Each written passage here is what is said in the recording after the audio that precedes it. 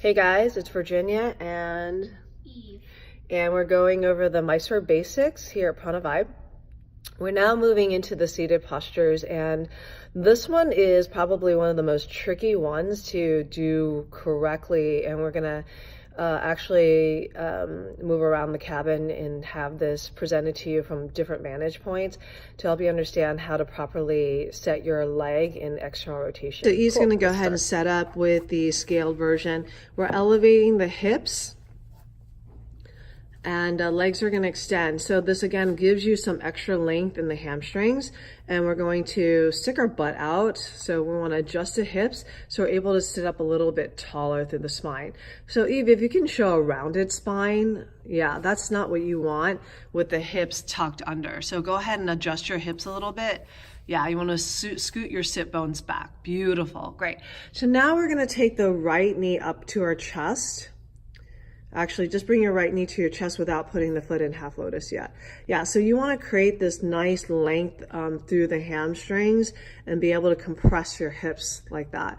Now, the right hand will stay on the knee and the left hand will guide the ankle toward the hip crease. Beautiful.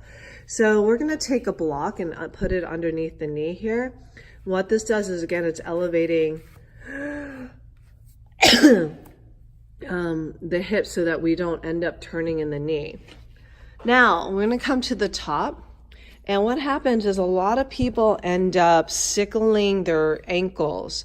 So yeah, this is a sickled ankle, and I'm going to kind of demonstrate this a little bit more like that. Yeah, so they try to bring their foot in to the hip crease with that position. That's coming from a tight hip.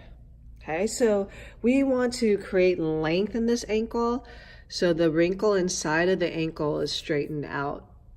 We want a nice line, so now we're going to flex the toes back. Let's draw that heel in toward the hips as much as you can. Yep, great.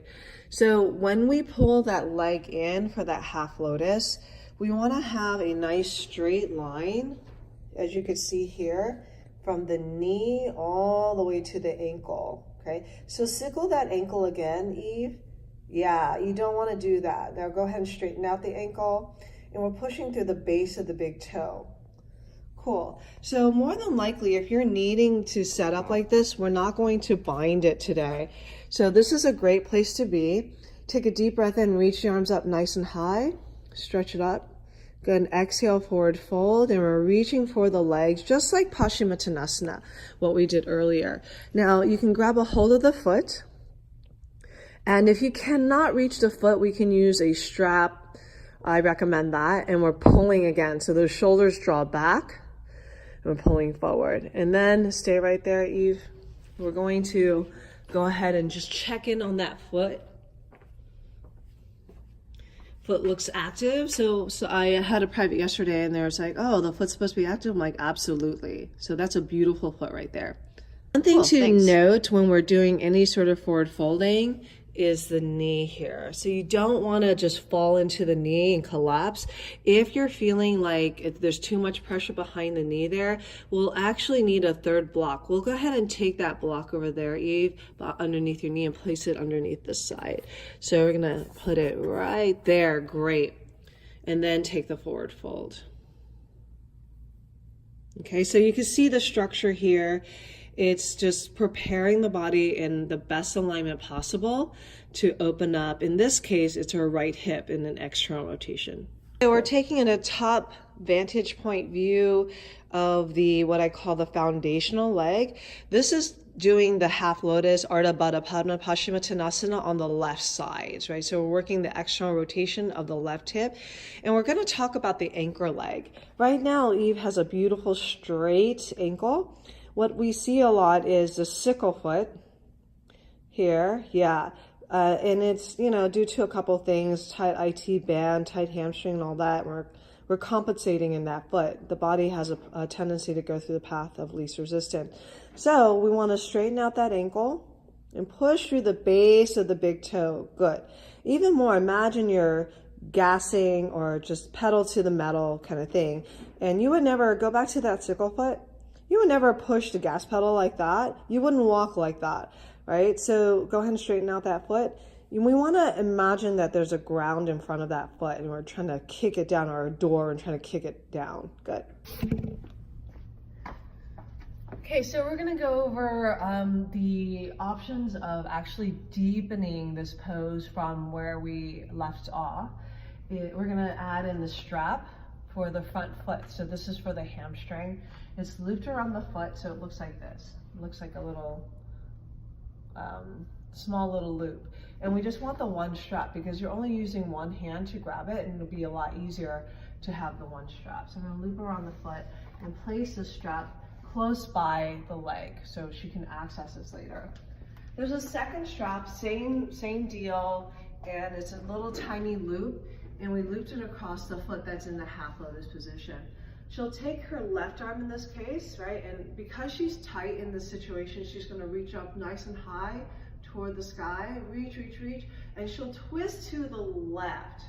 All right, and we'll wrap this arm around the back. She wants to keep the chest open. That'll give her the most range. She'll have the strap, right? So the strap basically acts like the foot, so we have some traction, right? Then she'll look back forward, but you know what? She might be tight here, so she'll look like she's facing this way, but energetically she's trying to steer forward, okay? And then she'll take a deep breath. Now she has the other strap in the right hand. I know it seems very rigged up, right? But it is what it is. Good. We're sitting nice and tall, and then this is the pose, right? So you want to keep kicking that right foot forward, and we're pulling, and she's kind of almost trying to bust out of this, right? Just stay right there. The arms are straight, so you can just creep the hand forward, right?